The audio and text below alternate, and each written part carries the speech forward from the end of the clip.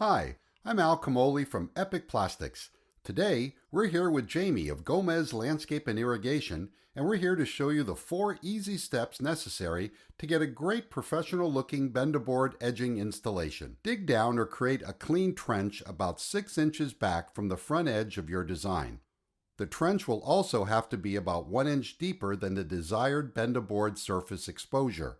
It's a good practice to leave as little Bendaboard exposed above grade as possible, but be sure to expose no more than 25% of the board above grade.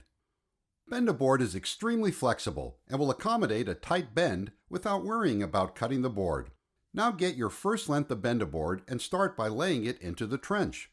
Both ends of the Bendaboard have thermal expansion joints, which are overlapping slots at both ends of the board. Now take the Bendaboard stakes and drive them into the ground at 4 to 5 foot intervals. The top of the stake should be about 1 inch below the top of the Bendaboard. This practice conceals the stakes and makes for a cleaner installation. It's important to use the thermal expansion joint at this point to allow for the expansion and contraction characteristics inherent in plastic products. At the joint, use 2 standard stakes mounted on opposing sides of the Bendaboard, leaving a small gap on each board to allow for expansion and contraction resulting from temperature change. Now take 2 number 6 galvanized or coated screws and drive through the stake into the Bendaboard edging.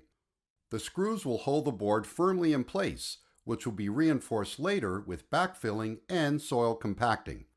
Now that you have the Bendaboard in place, take the leftover soil from behind the trench and backfill the Bendaboard edging. Recycle Plastic Edging Solutions by Epic Plastics.